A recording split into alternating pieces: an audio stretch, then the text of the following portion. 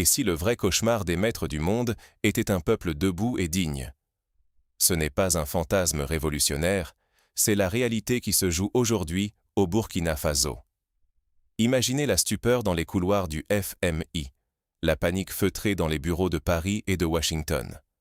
Un pays, qualifié de pauvre, vient d'annoncer la construction de 70 000 logements gratuits pour ses citoyens les plus démunis.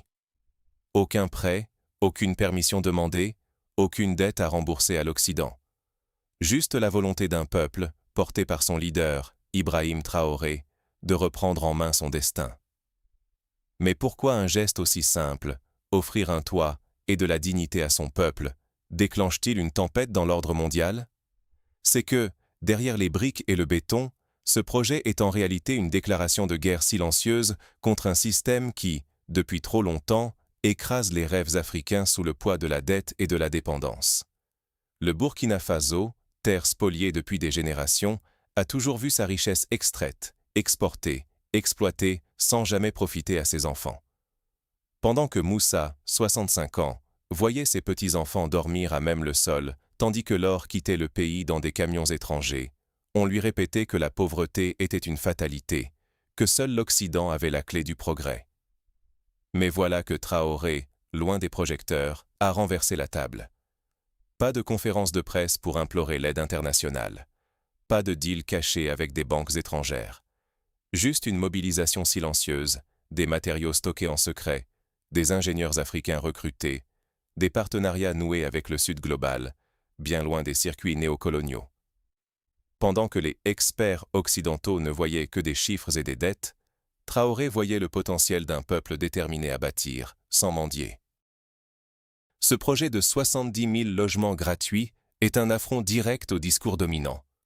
Alors que les grandes villes occidentales croulent sous la crise du logement, un petit pays africain ose faire ce que même les puissants n'osent pas tenter.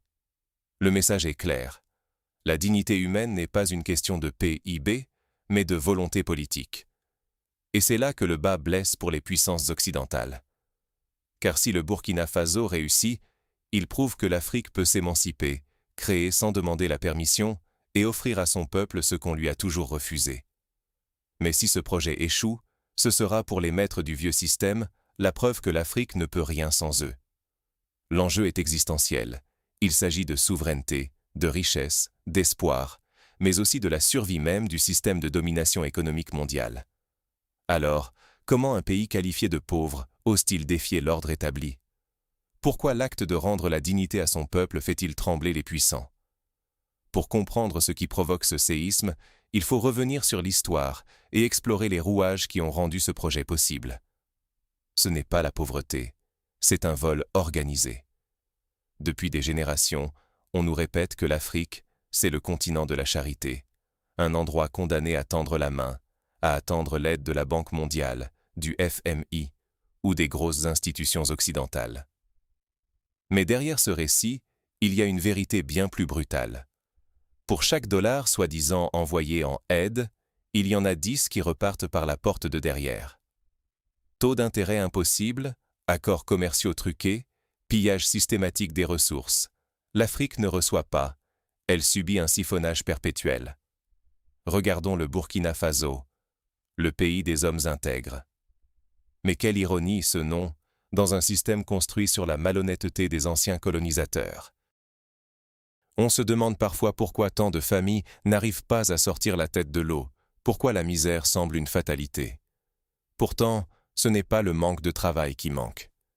Prenez Amadou par exemple, instituteur dans une petite ville depuis 20 ans. Il n'a jamais compté ses heures, il a tout donné pour ses élèves, mais impossible de devenir propriétaire. Pourquoi?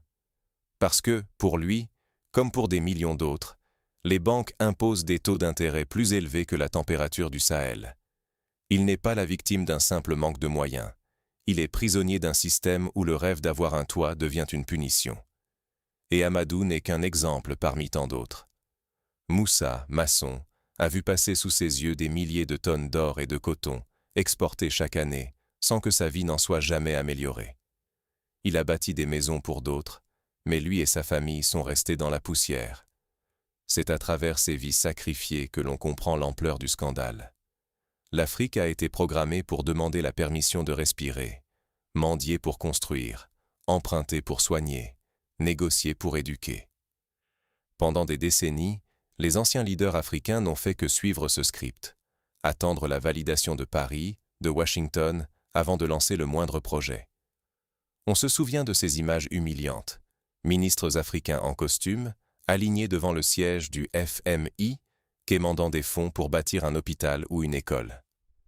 Et à chaque fois, la même réponse « D'accord, mais signez ici, et ne touchez à rien sans notre aval. » C'est dans ce contexte que l'arrivée d'Ibrahim Traoré a été vue, au début, comme celle d'un pion de plus sur l'échiquier. Encore un jeune chef d'État qui finirait par plier devant la pression internationale, pensait-on. Mais très vite, le vent a tourné.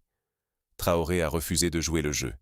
Il n'a pas cherché à plaire aux experts occidentaux, ni à obtenir le feu vert du FMI. Lui, il a choisi de regarder ailleurs, vers le sud global.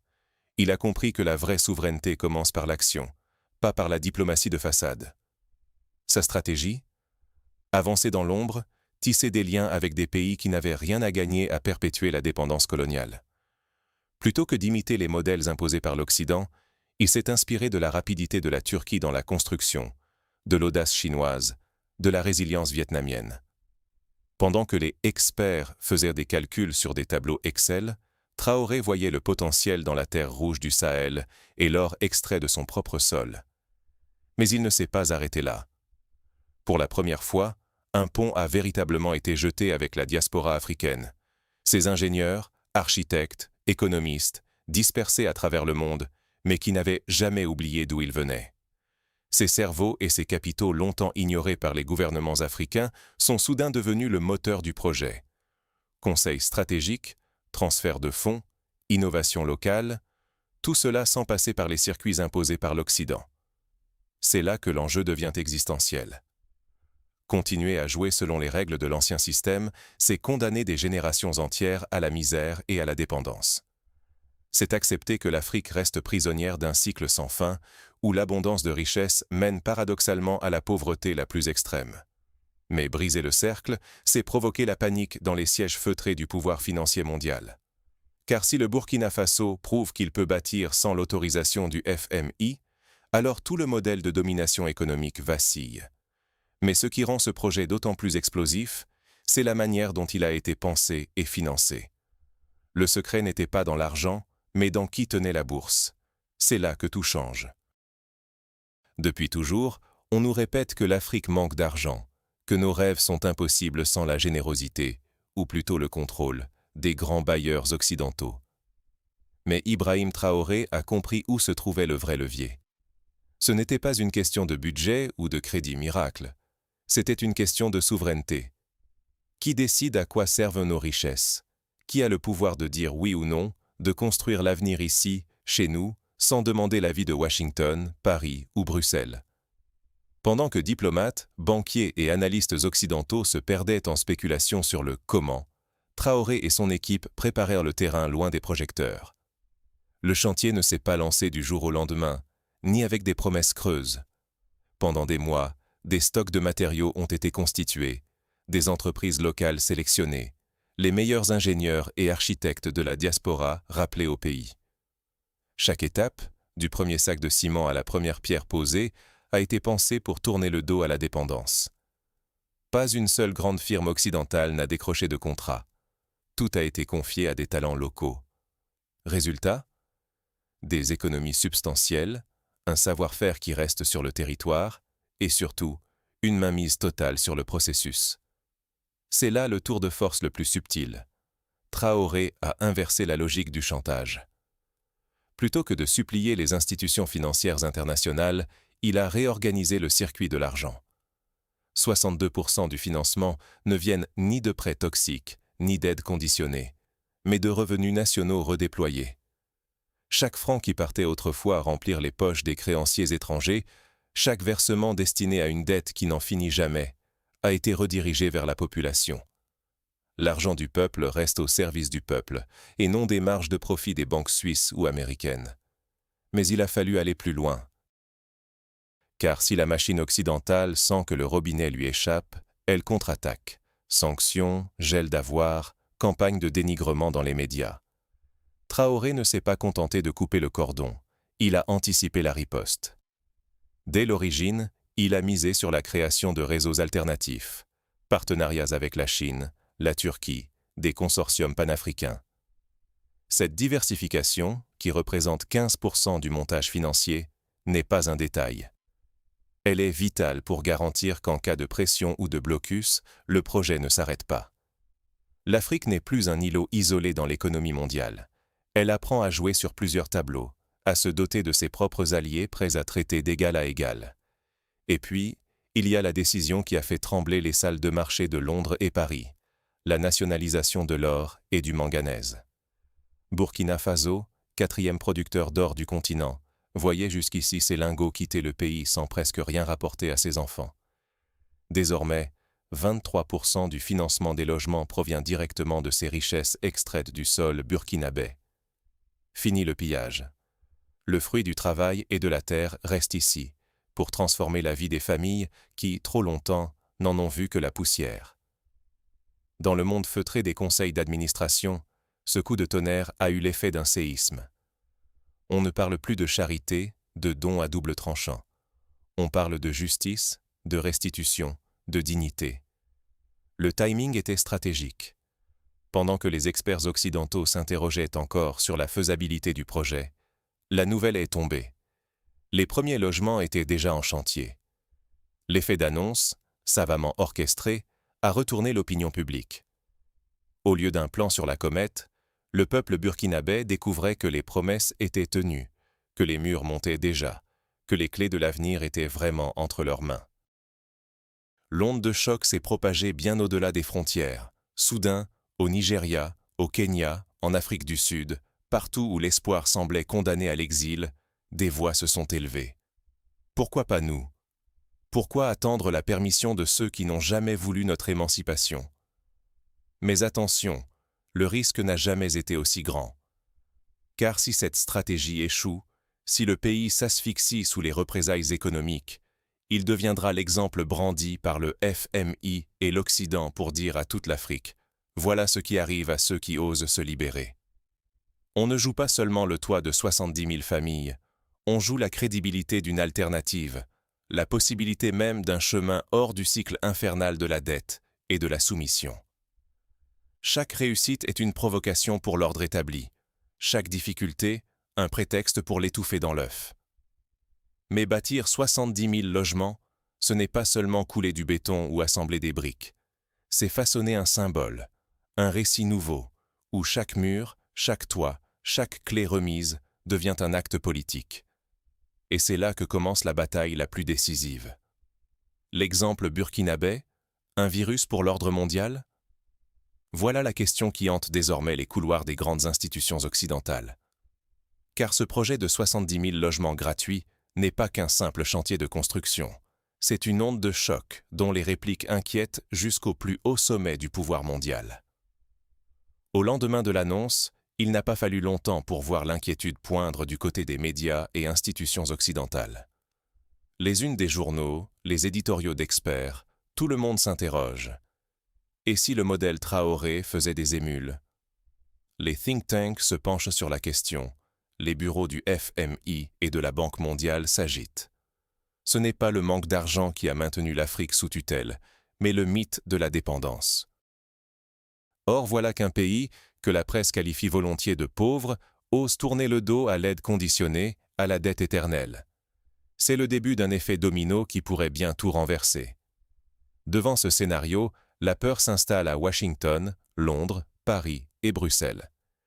Car si le Burkina Faso montre qu'on peut financer le développement avec ses propres ressources, en nationalisant l'or et le manganèse, en négociant avec de nouveaux partenaires qui ne dictent pas les règles, qu'est-ce qui empêcherait le Mali, le Niger ou la Guinée de suivre le même chemin?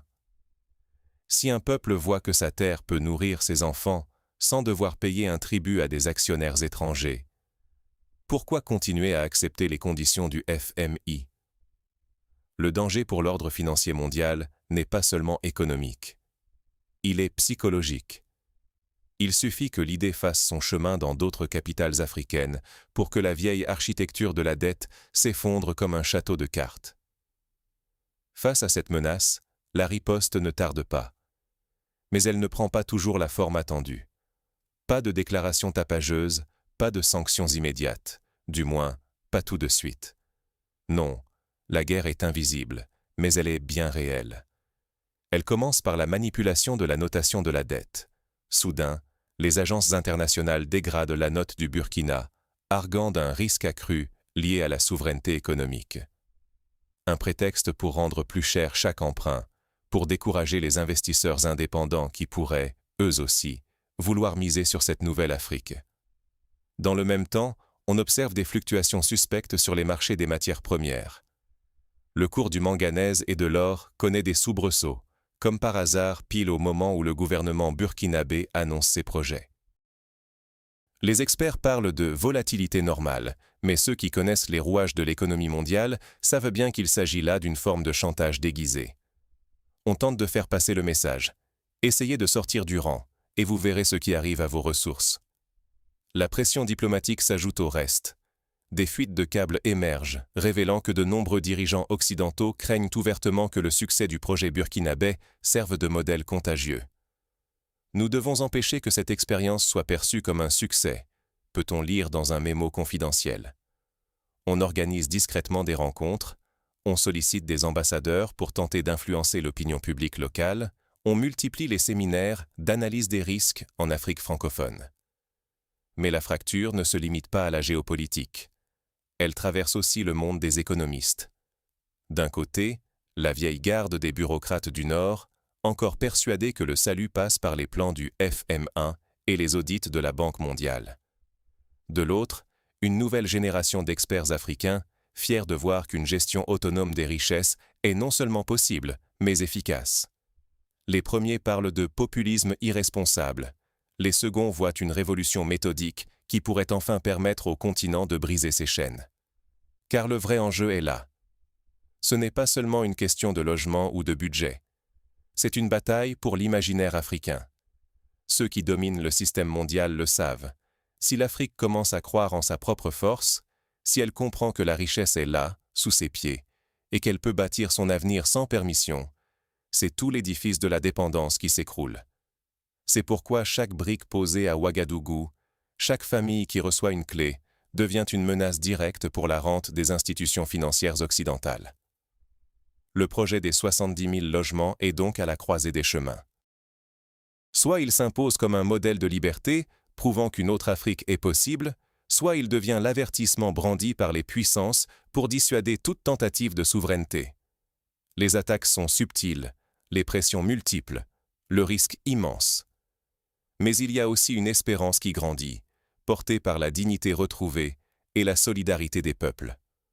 Cependant, ce qui se joue sur le terrain dépasse largement les jeux d'influence et les calculs géopolitiques. Car la vraie révolution, c'est la vie quotidienne qui change, et c'est là que tout commence à basculer. Chaque clé remise, une victoire contre le fatalisme. Ce geste, apparemment simple, a le poids d'un acte révolutionnaire. Parce que dans chaque foyer ouvert, c'est un pan du vieux système qui s'effondre. Regardez bien ces maisons. Ce ne sont pas des cubes de béton vite assemblés pour de belles photos. Elles sont pensées pour durer, pour appartenir à ceux qui y vivent, pour résister au climat burkinabé. Les murs épais gardent la fraîcheur le jour et la chaleur la nuit. Le toit, lui, n'est pas un simple abri. Il porte des panneaux solaires, symbole d'une indépendance énergétique qui défie la logique de dépendance imposée depuis des décennies. Fini les lampes à pétrole, les nuits empoisonnées par la fumée, les factures impossibles. Ici, la lumière appartient à ceux qui l'allument. Prenez le cas d'Ibrahim Ourago, 63 ans, ancien cultivateur, qui avait tout perdu sous les eaux et dans le chaos.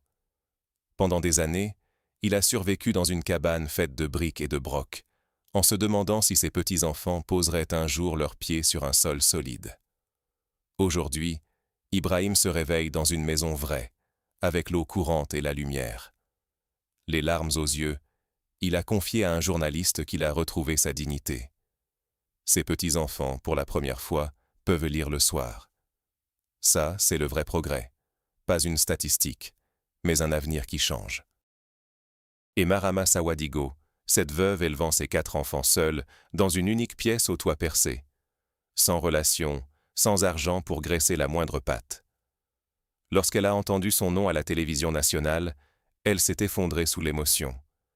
Ce n'était pas que des murs qui lui étaient offerts, mais un droit, celui d'espérer, celui de se relever. Mais, on me dira, comment éviter que ces logements ne tombent dans les mêmes travers? Corruption, favoritisme. C'est là que le projet frappe fort.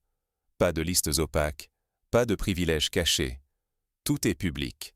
Les attributions se font par tirage au sort, en direct, sous l'œil vigilant de chefs traditionnels, de leaders religieux, d'associations citoyennes. La priorité? Les plus vulnérables, veuves, déplacés, familles sans rien. L'acte même de la transparence réconcilie le peuple avec l'État. Quand la justice remplace la combine, c'est la confiance qui renaît, et soudain, la loyauté envers la nation n'est plus une idée abstraite, mais une réalité vécue. Ces nouveaux quartiers ne sont pas de simples alignements de maisons. Ce sont de véritables micro-villes de 200 foyers, dotés d'écoles, de cliniques, de marchés. On y construit le tissu d'une société nouvelle, où chaque famille peut non seulement dormir à l'abri, mais aussi apprendre, se soigner, entreprendre. Ces espaces sont conçus pour encourager la vie, la coopération, l'avenir. Et ce mouvement ne s'arrête pas aux frontières, il attire aussi ceux qui étaient repartis. Depuis New York, Londres ou Paris, des architectes, des ingénieurs burkinabés formés à l'étranger rentrent au pays. Ils reviennent parce qu'ils voient, enfin, un projet qui leur ressemble, qui leur donne envie d'investir leur savoir, leur énergie, leur cœur. Désormais, l'Afrique ne regarde plus vers l'extérieur pour demander la permission de rêver. Elle bâtit, sur son sol, avec ses mains, son intelligence. Mais attention, le danger n'a pas disparu. Le plus grand risque, c'est la rechute. Que la routine, la tentation, la lassitude ne réinstallent la corruption, la récupération politicienne, l'abandon des principes. C'est ce que guettent ceux qui, de l'extérieur, misent sur l'échec du projet. Parce que si le Burkina Faso prouve que l'on peut réussir sans l'aide du FMI, sans la tutelle occidentale, alors le modèle fera tache d'huile. Il deviendra contagieux. C'est cela qui inquiète, c'est cela qui fait peur. Mais le potentiel, lui, est immense. Si la société civile garde sa vigilance, si les Burkinabés restent maîtres de leur destin, alors cette génération aura ancré la dignité sur le continent. Une dignité qui ne s'achète pas, qui ne se mendie pas, mais qui se construit, brique après brique, visage par visage. Ce projet de 70 000 logements, c'est la promesse d'un futur différent. Un futur où les enfants grandissent sans honte, où les familles vivent sans peur, où l'espoir gagne la bataille contre la résignation. Alors, que nous reste-t-il à faire, où que nous soyons? Le futur de l'Afrique ne s'attend plus, il se construit dès maintenant. Ne nous y trompons pas. Ce qui se joue aujourd'hui au Burkina Faso, ce n'est pas seulement un projet de 70 000 logements, ni même un simple défi d'infrastructure. C'est un bras de fer silencieux, mais décisif, pour l'âme et la souveraineté du continent africain. Pendant des décennies, on nous a répété qu'il fallait patienter, qu'il fallait quémander, attendre l'approbation, un prêt, une subvention, pour pouvoir prétendre à un minimum de dignité. On nous a fait croire que notre avenir devait toujours passer par le filtre d'institutions étrangères, par la bénédiction de ceux qui n'ont jamais voulu autre chose que garder le contrôle. Aujourd'hui, ce schéma est remis en question, et c'est là toute la force du projet d'Ibrahim Traoré. Il ne s'agit pas seulement de bâtir des murs, de couler du béton ou de distribuer des clés. Il s'agit de prouver par l'exemple que la richesse de notre terre et la force de notre peuple peuvent suffire.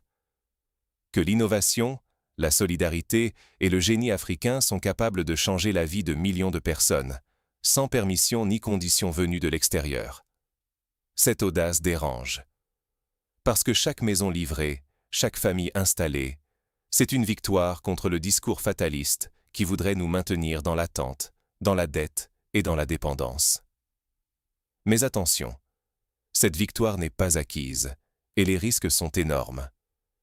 L'histoire récente nous a appris que ceux qui osent défier l'ordre établi, qui placent leur peuple avant les intérêts des marchés, sont vite sanctionnés. On manipule la notation financière de leur pays, on fait fluctuer, parfois de façon suspecte, les prix des matières premières dont ils ont besoin. On sème le doute. On murmure à l'oreille des autres dirigeants africains que cette route est trop dangereuse, que l'autonomie est un mirage.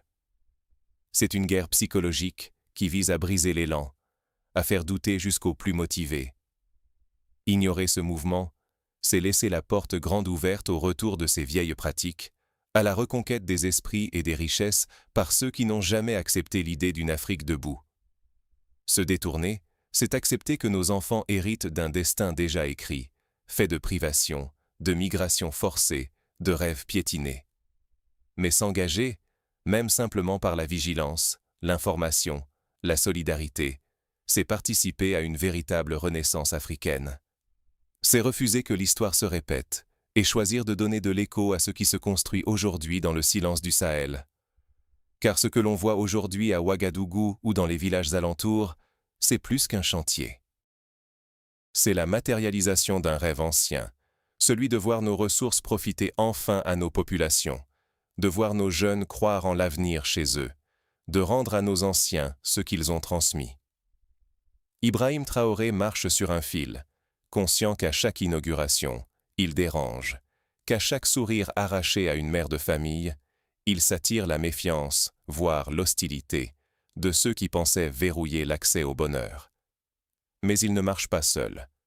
Ce projet est porté par les mains, le courage et l'espoir de tout un peuple, et de toute une diaspora qui n'a plus envie de regarder l'Afrique à travers le prisme de la pitié ou de l'attente. Désormais, nous avons la technologie pour dénoncer instantanément les manœuvres, pour partager les vérités, pour éveiller la conscience collective. Nous avons l'intelligence, les économistes, les penseurs qui savent reconnaître le piège des politiques d'austérité imposées de l'extérieur. Là où, autrefois, la peur et l'isolement régnaient, aujourd'hui, c'est la solidarité qui peut faire la différence. C'est pourquoi je te le dis, toi qui m'écoutes, que tu sois sur le continent ou dans la diaspora, ce combat est aussi le tien. Le succès de cette initiative ne doit pas devenir une simple anecdote, ni un échec monté en épingle pour nous convaincre une fois de plus que nous ne pouvons rien sans le FMI ou la Banque mondiale. Non. Il doit être le début d'un nouveau chapitre, une démonstration irréfutable que les chaînes qui nous entravaient peuvent rouiller et se briser. Alors, que faire? D'abord, refuser l'indifférence. S'informer, s'exprimer, partager la vérité autour de soi. Ne jamais laisser les voix du doute prendre le dessus. Soutenir les initiatives d'émancipation, quelle que soit leur échelle, parce que chaque mètre carré d'autonomie conquise est une victoire collective. Et surtout, ne pas sous-estimer l'importance de l'exemple. Ce qui se fait aujourd'hui au Burkina Faso peut inspirer demain d'autres pays, d'autres leaders, d'autres peuples. Car ce que craignent le plus les tenants de l'ordre néocolonial, c'est la contagion de l'espoir. C'est que d'autres peuples osent à leur tour rêver grand, sans demander la permission. C'est la preuve que l'Afrique n'a pas à attendre, qu'elle n'a pas à quémander, qu'elle peut, ici et maintenant, bâtir un avenir digne pour ses enfants. À tous ceux qui croient encore que l'Afrique doit rester le continent des promesses reportées, je dis, ouvrez les yeux. Regardez ces familles qui, pour la première fois, dorment sur un vrai lit, sous un toit sûr.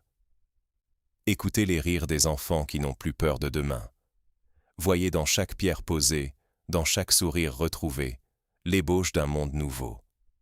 Si cette vision te parle, si tu es prêt à t'engager, même humblement, dans ce mouvement de dignité retrouvée, alors rejoins-nous.